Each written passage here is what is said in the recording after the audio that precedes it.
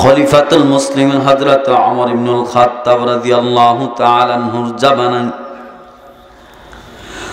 Rome সম্রাটদের সাথে, Rome বাহিনীদের সাথে সরাসরি যুদ্ধ হয়ে গেল।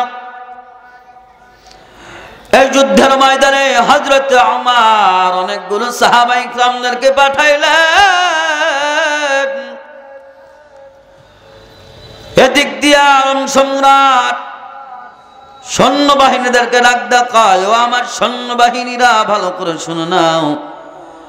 চতুর্দিকে মুসলমানদের বিজয়ের ধ্বনি শোনা যায়, তারা কি সংখ্যায় বেশি নেই? সৈন্যবাহিনীর প্রধান ডাক দেখায়, না জাহাপানা, তারা সৈন্যবাহিনীর দিক দিয়েও বেশি নয়, আমাদের চাইতেও কম।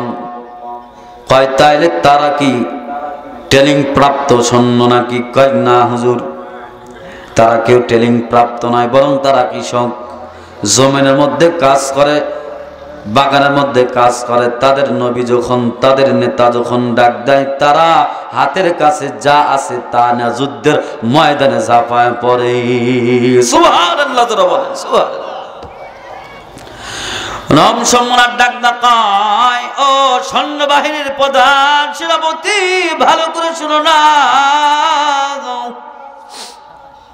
তুমি একটু খবর নাও, তাদের সৈন্যবাহিনী বেশি নয়, তাদের ওই রকম অস্ত্রও বেশি নাই, আবার তারা স্পেশাল প্রশিক্ষণ প্রাপ্তও নয়, তারপরও তাদের বিজয় চারদিকে শোনা যায়, কেন একটু তথ্য নিয়ে আসো।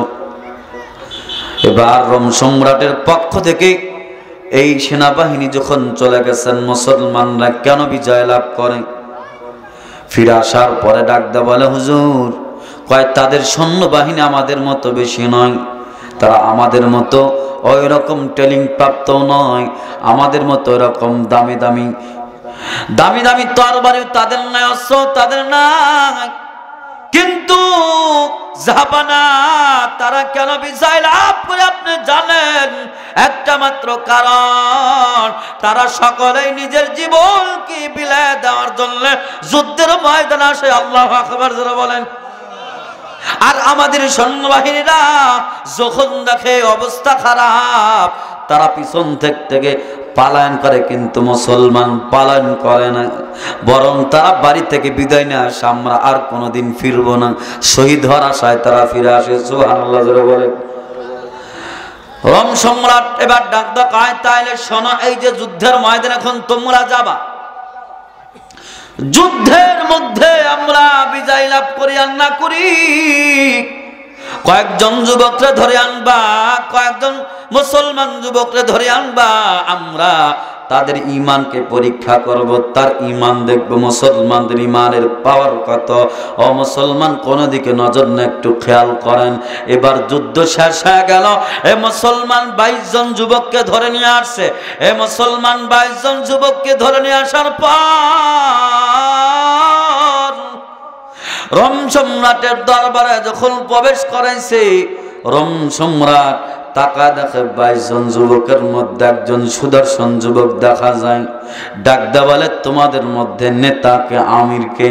এবার একজন যুবক, সুদর্শন যুবক লাফা দাঁড়া কয়, আমি আব্দুল্লাহ বিন হুযাফা হলাম এদের সকলের নেতা। আল্লাহু আকবার বলেন, আল্লাহু আকবার। আমি আব্দুল্লাহ বিন হুযাফা হলাম এদের সকলের নেতা। কয়, তোমার বয়স কত? আমার বয়স হলো 18 বছর। সুবহানাল্লাহ, বললেন না? 18 বছরের যুবক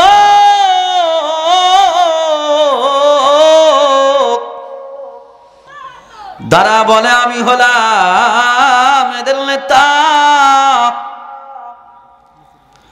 রোম সম্রাট ডাকদা বলে, তুমি এদের নেতা, তোমার আমার অনেক পছন্দ হয়েছে, আসো। রোম বাদশাহ এবার লাফা দাঁড়া গেছে, দাঁড়া নিজের চেয়ারের পাশে আর একটা চেয়ার দিশার ডাক দেখা, আব্দুল্লাহ রে, তুমি আর ওখানে থাকো না, আমার পাশে তুমি চলে আসো। সুবহানাল্লাহ, বলে। রোম সম্রাটের চেয়ারের পাশে যখন আব্দুল্লাহ বসে গেছে, সকল মানুষ তো একদম আশ্চর্য হয়ে গেল। রোম সম্রাট ডাক দেখা, আব্দুল্লাহ, আমি তোমারে মুহাব্বত করি, তুমি কি চাও না এই মহাব্বতটা বেশি দিন থাক, সারা জীবনের জন্য একদম কায়েম হয়ে যাক, স্থায়ী হয়ে যাক? কয় হ্যাঁ আমি চাই। কয় তাইলে তোমার আর আমার মহাব্বতের মধ্যে একটা জিনিস বাধা। কয় কোনটা? কয় বাধা হলো আমি খ্রিস্টান আর তুমি মুসলমান, কোনদিন মুসলমান আর খ্রিস্টান বন্ধুত্ব হতে পারে না। কয় তুমি এই মুহূর্তে মুসলমান ধর্ম ছেড়ে দিয়া, ইসলাম ছেড়ে দিয়া আমার ধর্ম খ্রিস্টান ধর্ম যদি তুমি গ্রহণ করো, আমি তোমাকে কথা দিলাম আমার ধর্মে আসার পর তুমি চিন্তা করতেছো তোমার সমাজের মানুষ তোমাকে দাম দেবে কি দিবে না, তোমাকে গ্রহণ করবে কি করবে না। ভালো করে শোনো, তোমার কোনো ভয় নেই, তোমার কোনো চিন্তা নাই।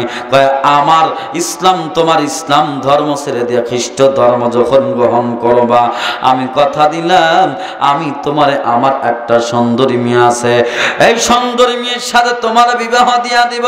এমনকি এই বিবাহের দিন তোমার নামে রং সাম্রাজ্যের অর্ধেক সাম্রাজ্য তোমার নামে লিখে দিব, আর আমার মৃত্যুর পরে বাকি অর্ধেকের মালিক হয়ে যাবা। তার মানে তুমি একক ছত্র অধিপতি হয়ে যাবা। তুমি রাজি আছে কিনা বলো? আব্দুল্লাহ বিন হুযাফা রাদিয়াল্লাহু তাআলা আনহু লাফায় লাগদা কায়রমের কুকুর। ও মুসলমান, তৎকালীন সময়ের মধ্যে সুপার পাওয়ার, তার সামনে দাঁড়ায়া ডাকদা কায়রমের কুকুর, তুই এটা কি বললি? সামান্য রোম সাম্রাজ্যের জন্য। এই ছেলে, এই ইকো বেশি দিচ্ছেন কে? বাড়তি সাউন্ড আছে, কমাই দেন, আওয়াজ আরো ক্লিয়ার করে। খারাপ লাগতেছে আপনাদের?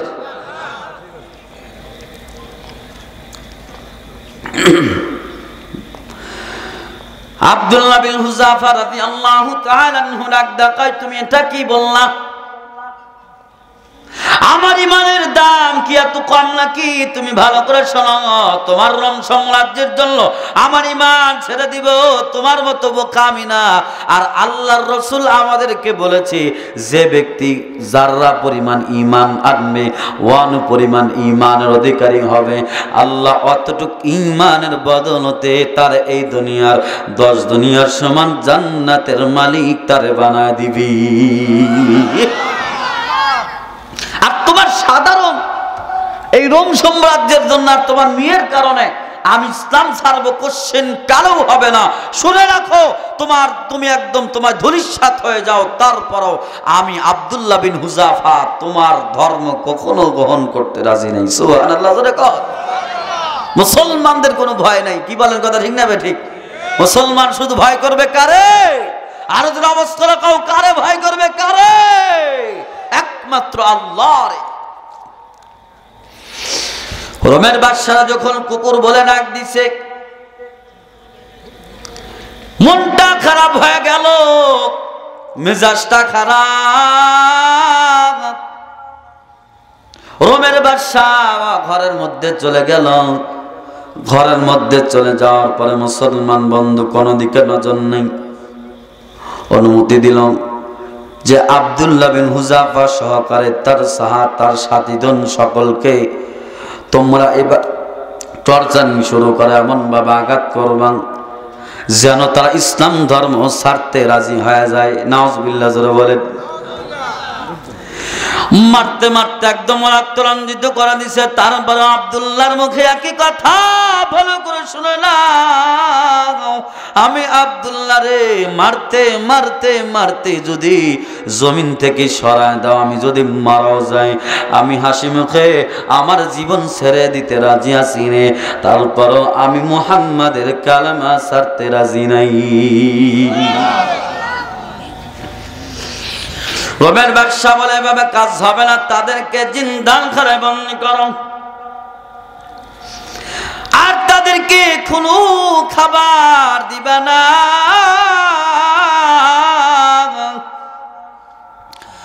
খানা না দিলে কই ডাক্তারকে লাগাই দিছে, যেই দেখবা আব্দুল্লাহ বিন হুযাফা একদম খানার না খাওয়ার কারণে মারা যাচ্ছে, জীবন যাবে যাবে ভাব।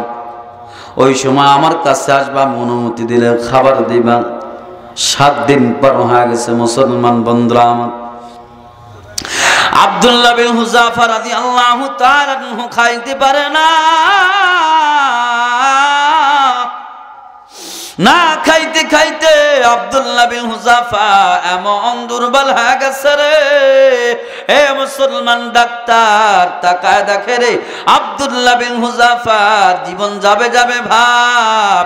দৌড়ায় বাদশার কাছে চলে গেলে, যাওয়ার পরে ডাক্তার কয়, বাদশাহ নামদার, আব্দুল্লাহর অবস্থা তো ভালো না, তার জীবন চলে যাবে যাবে ভাব। এ মুসলমান বাদশাহ ডাক্তার কয়, তারে খাবার দাও, কিন্তু সাবধান, তারে খাবার দিবে কুকুরের শুকরের মাংস আর মদ মিশানো পানি। নাউজুবিল্লাহ যারা বলেন, শুকরের মাংস আর মদ মেশানো পানি তারা খাইতে দিবা। হে মুসলমান, 7 দিন পর না খাইতে খাইতে দুর্বল হয়ে গেছে। আমরা হলে কি করতাম? আগে খাইতাম। ইসলাম যেহেতু অনুমতি দিছে জীবন বাঁচানোর জন্য, কুকুরের মাংস শুকরের মাংস খাইতে পারবেন, যদি না পারেন। কথাক্ষণ ঠিক না ঠিক? আব্দুল্লাহ বিন হুযাফার সামনে খাবার দিচ্ছে আর ডাক দাও, আব্দুল্লাহ এই যে তোমার খাবার দেওয়া হলো, এই খাবারটা খাও। কয়, কিসের খাবার? সুবহানাল্লাহ বললেন। কারণ মুসলমান সব সময় তো তাহকিক করে খাবে, ঠিক কিনা যারা বলেন? খাবার পাইছি বিলাই ঢোক গিয়ে খায়া ফেলবো, এটা হবে না, এটা মুসলমানদের আখলাক নয়। আব্দুল্লাহ বিন হুযাফা ডাক ডাকায়, আমারে খাবার দিলা, ভালো কথা, কিসের খাবার দিলা? ডাক ডাকায়, শুকরের মাংস আর মদ মেশানো পানি। হে মুসলমান, এবার সৈন্যবাহিনী ডাক দা বলে, আমরা তাকা দেখলাম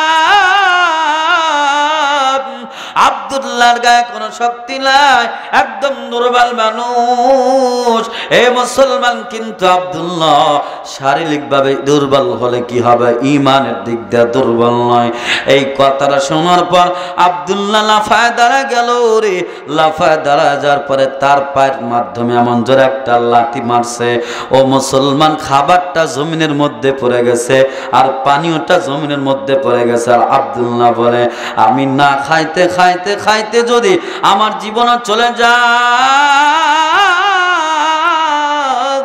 আমি হাসি মুখে জীবন নিতে রাজি আছি রে, তারপর আমি নাপাক হারাম খাদ্য খাইতে রাজি নাই। আল্লাহু আকবার। মুসলমান বন্ধুরা আমার, ভালো করে বুঝে নাও, আব্দুল্লাহর এই ঘটনাটা যখন রোম সম্রাটের কাছে চলে গেল, রোম বাদশা ডাক ডাক কয়, এভাবে কাজ হবে না। কয়, তাইলে কি করা যায়? কয়, তাইলে একটা ডেস্কের মধ্যে তেল গরম করো, আর কালকে সকালবেলা আব্দুল্লাহরে এই তেলের মধ্যে ফেলে দিয়া তারে মারা হবে। এ মুসলমান বন্ধুদের নরম করেন, ইমানের কত পাওয়ার। ও যুবক, ভালো করে বুঝো, 18 বছর যুবক, কত পাওয়ার ইমানের। পরের দিন সকালবেলা ডেক্সির মধ্যে তেল গরম দিছে, তেল টকবক করে ফুটতেছে। আব্দুল্লাহ বিন হুযাফা রাদিয়াল্লাহু তাআলা আনহুকে ধরে নিয়ে আইসা ডাক ডাকা, আব্দুল্লাহ রে, তুমি ইসলাম ছাড়বা কিনা বলো, মুসলমানিত্ব ছাড়বা কিনা বলো। যদি না ছাড়ো তাইলে তোমার এই তেলের মধ্যে ফেলে দেওয়া হবে। আব্দুল্লাহ বিন হুযাফা বলে, আমারে যদি যতবার মারো, আমারে মারতে মারতে মারতে মারতে যদি টুকরা টুকরাও করে ফেলো, আমি আব্দুল্লাহ যেই কালেমা গ্রহণ করেছি, যেই কালেমার মালা গ্রহণ করেছি, মুহাম্মাদের আদর্শ গ্রহণ করেছি, আমি চুল পরিমাণ মুহাম্মাদের আদর্শ থেকে দূরে সরে যাইতে রাজি নাই। ইতিহাসের মধ্যে লেখা, বন্ধু, এবার আব্দুল্লাহ বিন হুযাফার সামনে তার একটা বন্ধুরে ধইরা তেলের মধ্যে যখন ছেড়ে দিলেন, তেলের মধ্যে ছেড়ে দেওয়ার পর আব্দুল্লাহ তাকে দেখে হাড্ডি মাংসগুলো আলাদা হয়ে যায়, একদম কাবাব হয়ে গেল, ক্রিমা হয়ে গেল। ও মুসলমান, আব্দুল্লাহ বিন হুযাফার চোখ দিয়ে টপ টপ করে পানি পড়ে। রোম সম্রাট ডাক ডাক, আব্দুল্লাহ আমি জানি মৃত্যুর ভয়ে তুমি কানবা, তুমি আগে যদি শিকার হইতা তাইলে তো এরকম কষ্ট তুমি পাইতা না। এই যুবক, এমন একটা সুসংবাদ আমি আপনাদের মাঝে শোনাবো, এমন জোরে সুবহানাল্লাহ বলবেন, জীবন এমন জোরে সুবহানাল্লাহ বলেন নাই, রাজি আছেন ইনশাআল্লাহ? ইনশাআল্লাহ। আব্দুল্লাহ বিন হুযাফা ডাক ডাক, আব্দুল্লাহ আমি তো চাইছিলাম তোমার আমি কোনো কষ্ট দিব না,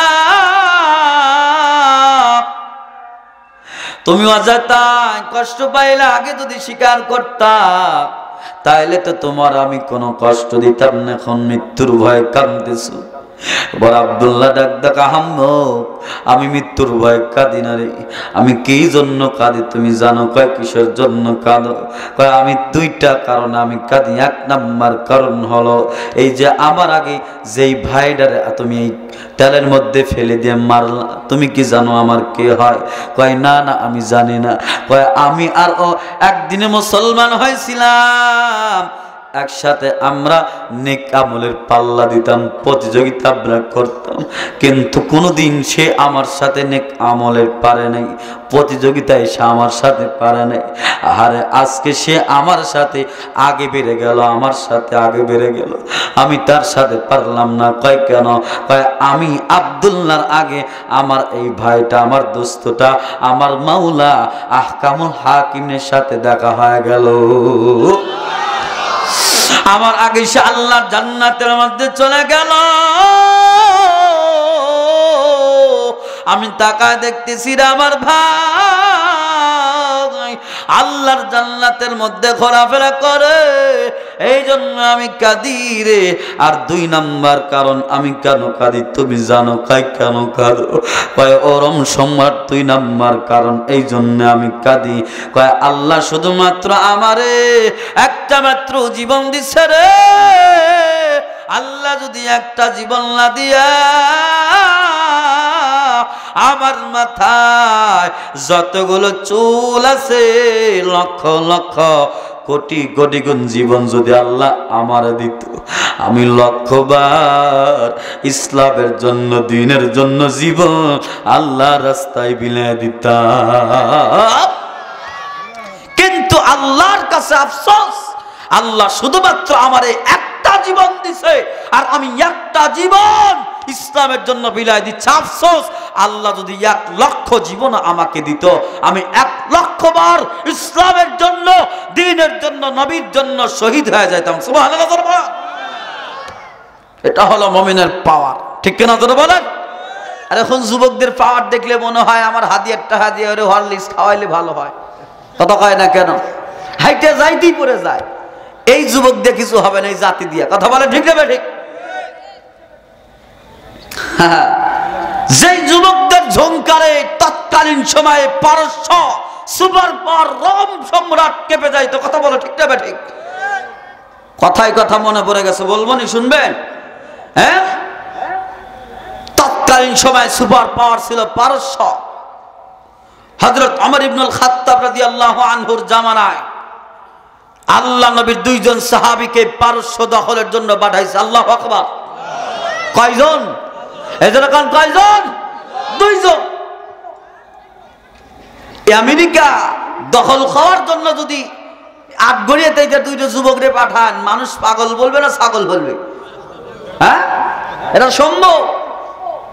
কথা কয় না রে? না, সম্ভব।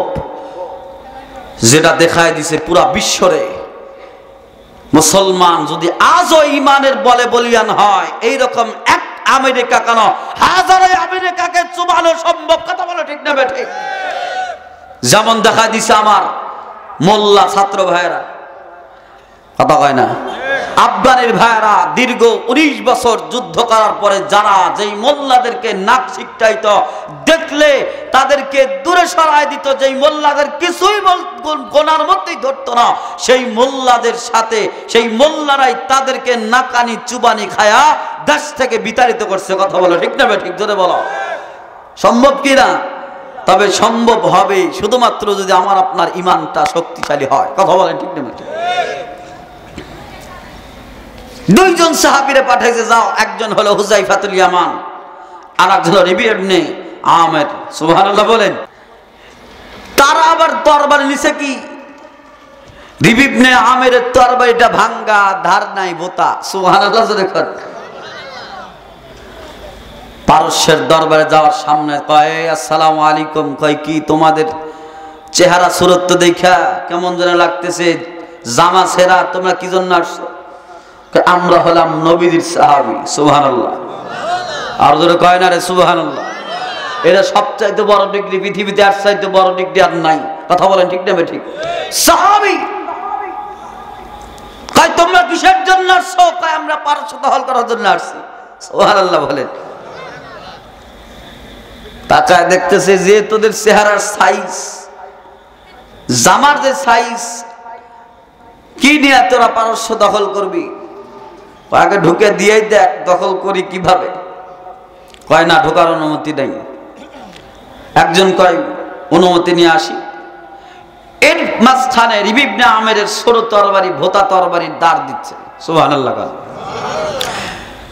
এবার এক দারোয়ান দেখে কয় কি রে, এই ছোট তরবারি আবার ভোতা তরবারি, ভাঙ্গা তরবারি দাঁড় দিচ্ছ, সেটা দেখি সম্ভব পারস্য বিজয় করা? কয় শোন, আমাদের ইতিহাস হলো আমরা তরবারির মাধ্যমে জিতি না, বরং আমরা তরবারিটা ভোতা হতে পারে, কিন্তু যেই হাত দ্বারা আমরা আঘাত করি ওই হাতের শক্তি তোরা পশ্চিম কারো সহ্য করতে পারবি না। ঠিক কিনা যারা বলে? কয় ঠিক আছে, পরীক্ষা হয়ে যাক।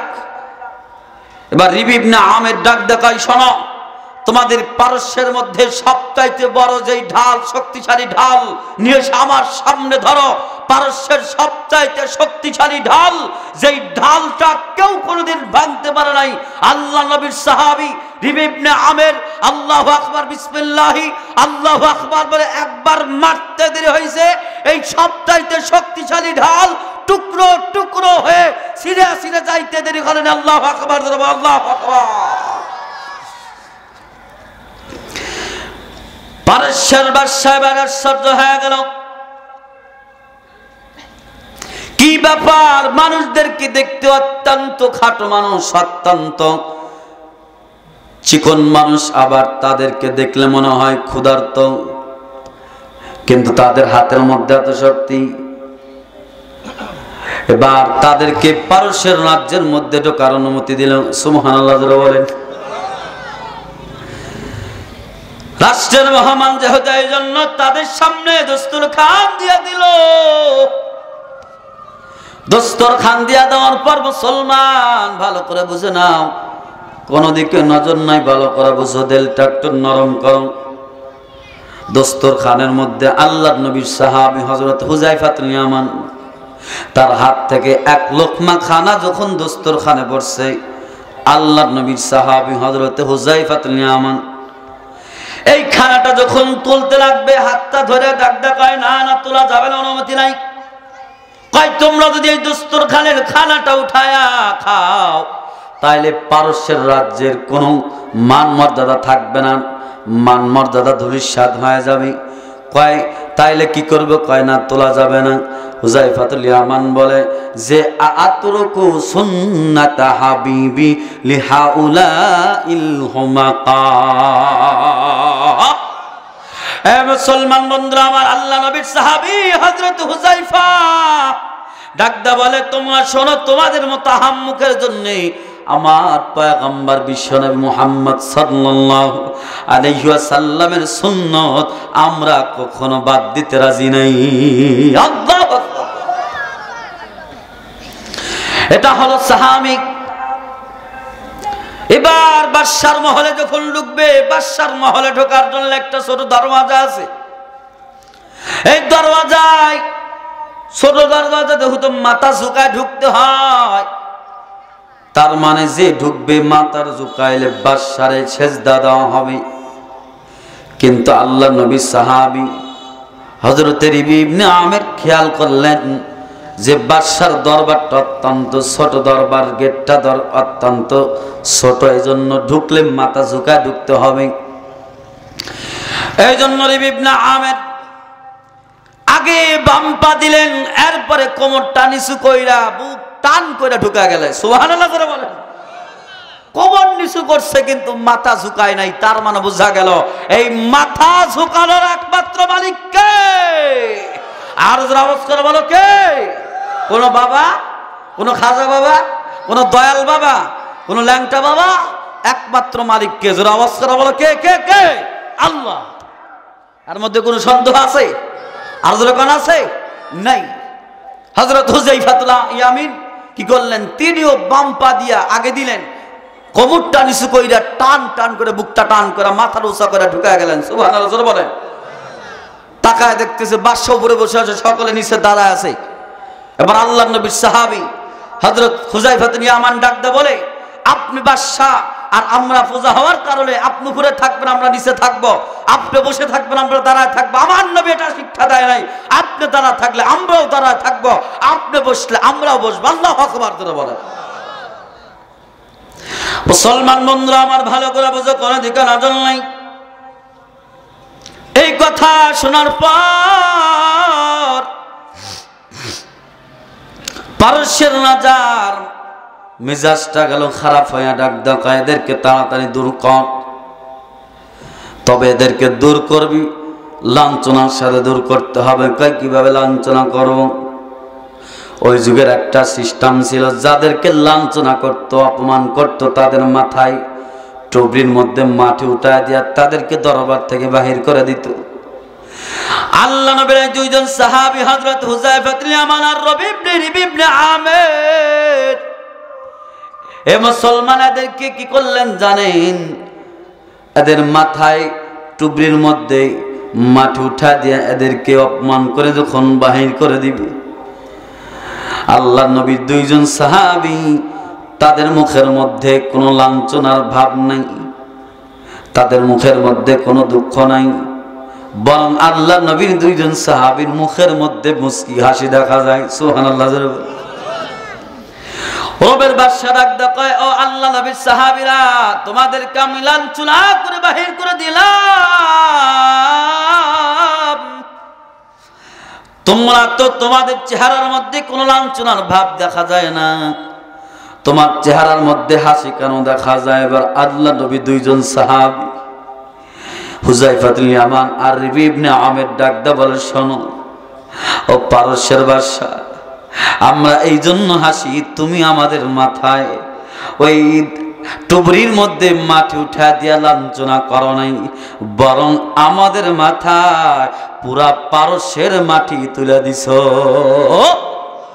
আমাদের মাথায় তোমরা পুরা পারস্য তুলে দিছ, শীঘ্রই আমরা এই পারস্য দখল করবো। সুবহানাল্লাহ। আওয়াজ করে বলো সুবহানাল্লাহ। তাইলে মুসলমানের পাওয়ার আছে না নাই? যারা আওয়াজ করে বলো আছে না নাই? এ মুসলমান, ও যুবক ভাই, যেই কথা বলতেছিলাম,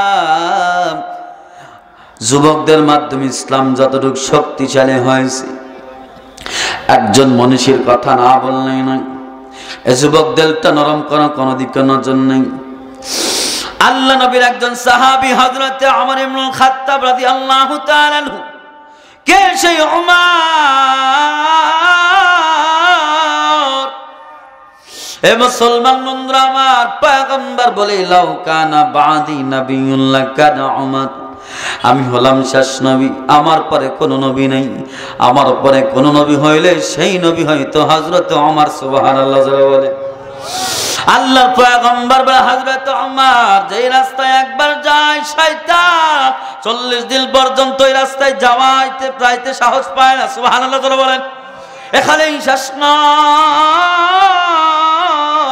আল্লাহর পয়গম্বর বলেছে ডানে, ওমর বলেছে বামে। আল্লাহর পয়গম্বর বলেছে এই কাজটা করব, ওমর কয় করা যাবে না। আল্লাহ নবীজির অ্যাবাউট করে এই কোরআনে কারীমের মধ্যে 22 জায়গায় ওমরের পক্ষে আয়াত নাজিল করে দিছে। সুবহানাল্লাহ। একটু জোরে কর। হযরত ওমর ইবনুল খাত্তাব রাদিয়াল্লাহু তাআলা ইসলাম গ্রহণ করার পর ইসলাম এত শক্তিশালী হয়ে গেছে। এর আওয়াজ হয় কিছু রে বা একটু কমাই দাও, ওই আওয়াজ কম হচ্ছে। ওকে অফ করে দেবে, আওয়াজ বাড়াও, ঠিক কিনা? হযরত ওমর ইবনুল খাত্তাব রাদিয়াল্লাহু তাআলা ইসলাম গ্রহণ করার পরে এমন ইসলাম শক্তিশালী হয়েছে, মুসলমান ভালো করে বুঝেন, যেই ওমর বিশ্বনবী মুহাম্মদ, কি বিরক্ত লাগতেছে আপনাদের? খারাপ লাগতেছে? আর কিছু সময় যদি চালাই থাকতে রাজি আছেন ইনশাআল্লাহ? হ্যাঁ, যেই ওমর মুসলমান বন্ধু ইসলাম গ্রহণ করার পর ইসলাম এত শক্তিশালী হয়েছে, যেই ওমর নবীজিকে মারার জন্য খোলা তরবারি লইয়া দারুল আরকামে এসেছিল। কথা বলেন ঠিক না বেঠিক? খোলা তরবারি না হাজির ফেরেশতারা, হযরতে সাহাবায়ে কেরাম রাদিয়াল্লাহু তাআলা আনহুম আজমাইনগণ ডাক দেয়, কয় নবী গো, অবস্থা তো বেগতিক। কয় কি হয়েছে? কয় ওমর আসতেছে আমাদেরকে মারার জন্য। নবীজি চিন্তায় পড়ে গেলেন, আর চিন্তা করতেছে, আর ডাক দেয়, আল্লাহ আজকে ওমরের হাত থেকে মনে হয় আমাদের কেউ বাঁচাইতে পারবে না তুমি ছাড়া। মুসলমান বন্ধুরা আমার, ভাইয়েরা, আমার দিলটা নরম করেন, কোরআন দিকনা জন্যই আল্লাহর পয়গম্বর চিন্তায় পড়ে গেলেন। হযরত আমির হামজা রাদিয়াল্লাহু তাআলা আনহু দাঁড়া গেলেন।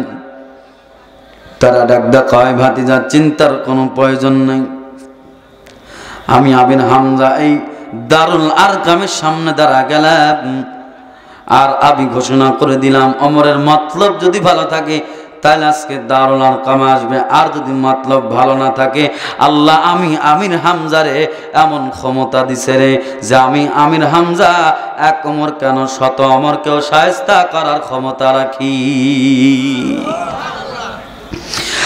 আল্লাহর পয়গম্বর ডাক দেয়, চাচা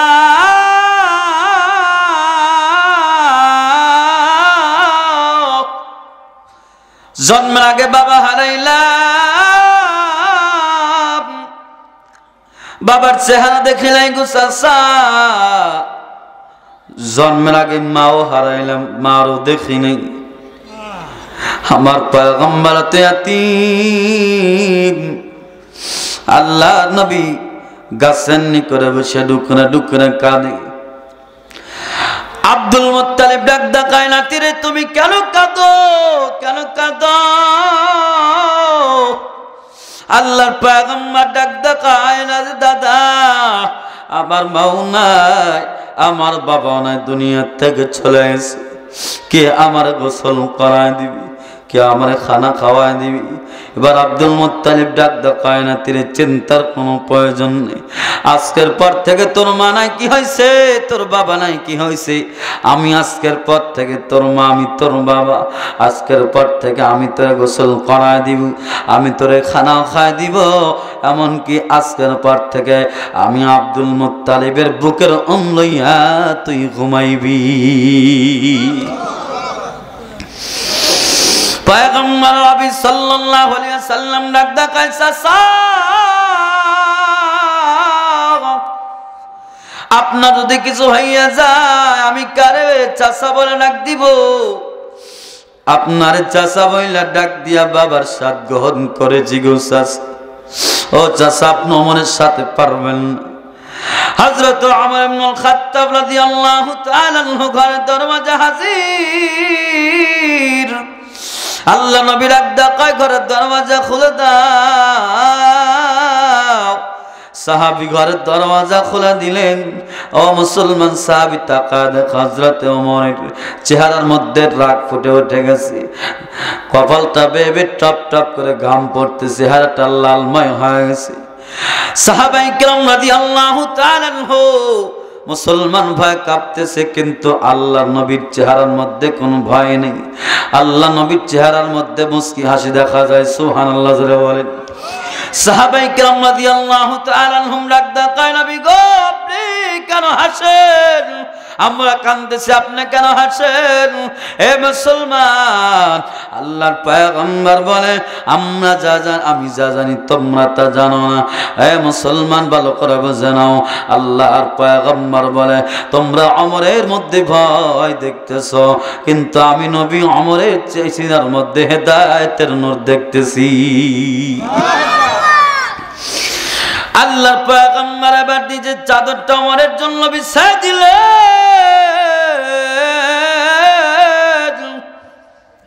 হযরত ওমর হাঁটি হাঁটি পা পা করে পয়গম্বরের কাছে যখন চলে আসলেন, আসার পর নিজের হাতে চাদরটা তুলে ফেললেন আর ডাক দেখায়, নবী গো, আমি এত বড় বেয়াদব হই নাই যে আপনার চাঁদের উপর আপনি বসবো। সুবহানাল্লাহ বলেন।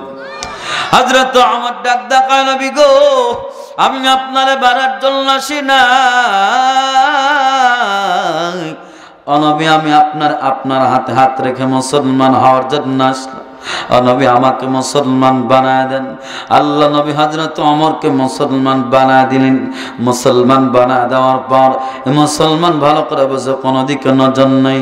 এবার ওমর ডাক দেখায়, নবী গো, ও নবী, আমার একটা প্রশ্ন হলো, আমরা যেই নবীর উপর ঈমান আনলাম, আমি ওমর যে আল্লাহর উপর ঈমান আনলাম, এই নবী সত্য না সত্য না? জোরে কান, সত্য না সত্য না? ওই আল্লাহ কি সত্য কিনা এ মুসলমান ভালো করে বোঝো, কোনো দিকে নজর নাই। আল্লাহর পয়গম্বর ডাক দেখায়, ওমর, আমরা যে হক এর মধ্যে চুল পরিমাণ সন্দেহ নাই, আমরা যে হক এর মধ্যে চুল পরিমাণ কোনো সন্দেহ নেই। হযরত ওমর এমন একটা জবাব দিলেন পয়গম্বর আরবি সাল্লাল্লাহু আলাইহি ওয়াসাল্লামকে। আল্লাহর পয়গম্বরকে ডাক দেখায়, নবী গো, তারা যদি বাতিল হয়, আমরা যদি হক হই, তারা বাতিল হওয়ার পর তারা যদি নমনীয় না হয়, তাহলে আমরা কেন নমনীয় হব? সুবহানাল্লাহ বলেন। কয় তারা বাতিল হওয়ার পর নমনীয় যদি না হয়, আমরা হক হওয়ার পরে কেন নমনীয় হব?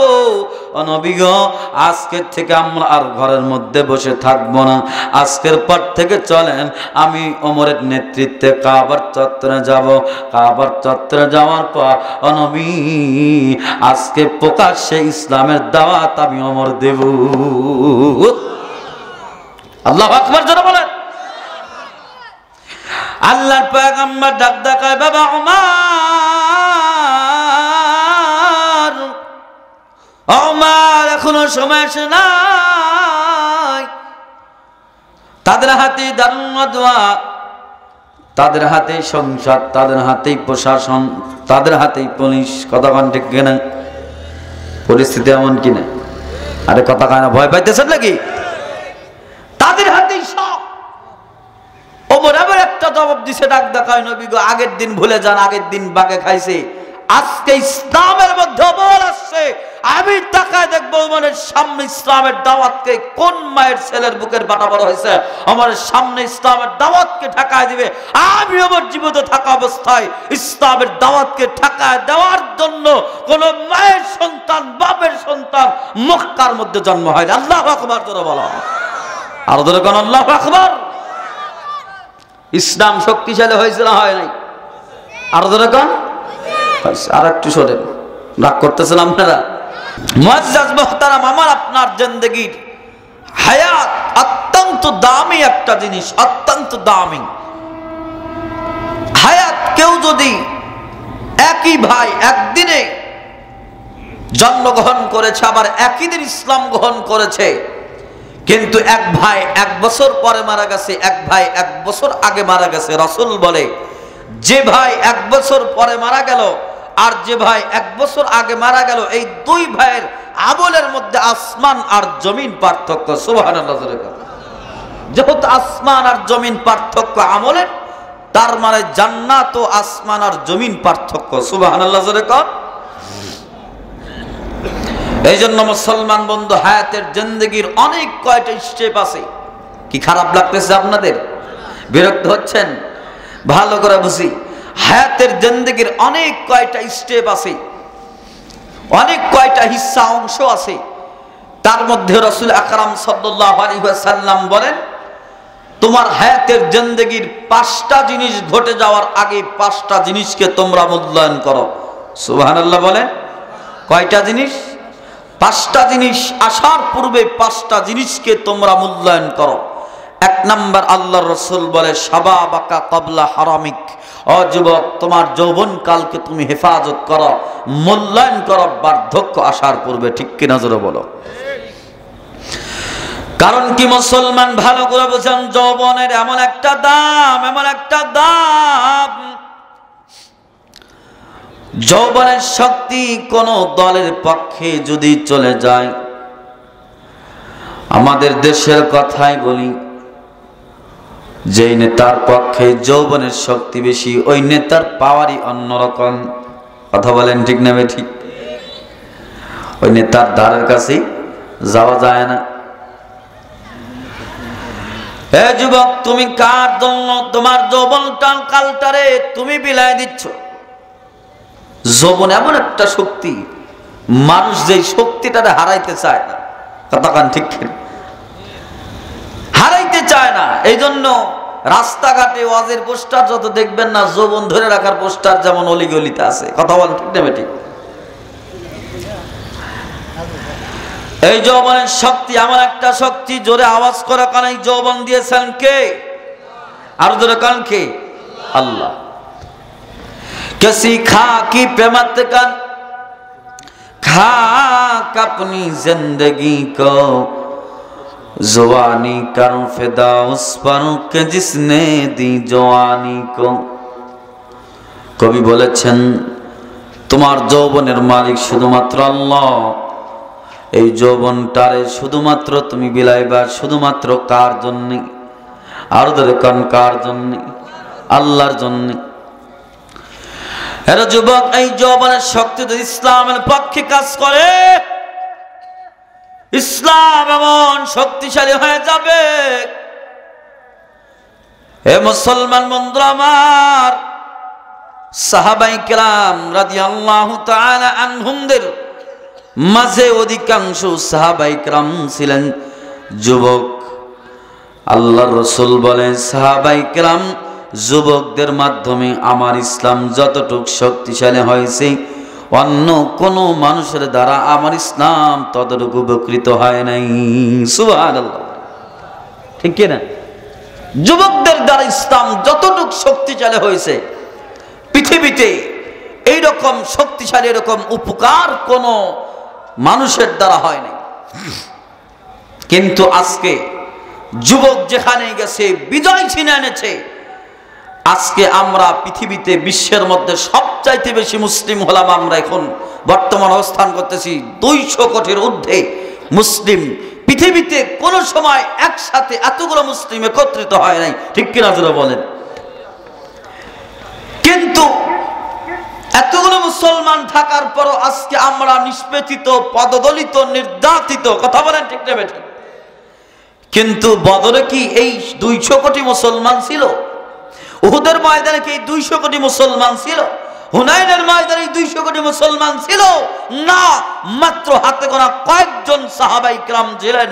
বদরের প্রান্তরে 313 জন, তাদের বিপরীতে 1000 ও মুসলমান। এই 313 জনের ঈমানের পাওয়ারের কাছে 1000 কাফের বেঈমান দলিত হয়েছে। ঠিক কিনা তোরা আওয়াজ করা বলো মুসলমান।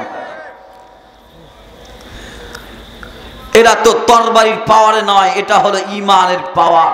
কথা বলেন ঠিক না ঠিক? আজ যদি মুসলমান ঈমানের পাওয়ার নিয়ে চলে, পরিপূর্ণ ঈমানের অধিকারী হতে পারে, আল্লাহ তাআলা বলে ওয়ালা তাহিনু ওয়ালা তাহজানু ওয়া আনতুমুল আ'লাউন ইন কুনতুম মুমিনিন। আল্লাহু আকবার জোরে বলেন। আল্লাহ বলেছেন পুরা পৃথিবী তোমার পায়ের তলে চলে আসবে, নিশ্চয়ই তোমাদের জন্য বিজয় যদি তোমরা মুমিন হতে পারো। ঠিক কিনা জোরে আওয়াজ করে বলো মুসলমান। মুসলমান বন্ধুরা আমার, আমার যুবক ভাইয়েরা, যৌবনটা কোন কাজে ব্যয় করতেছো? ঈমানটা একদম খোয়া ফেলতেছো। অথচ আল্লাহর নবীর সাহাবী মাত্র 18 বছর বয়স,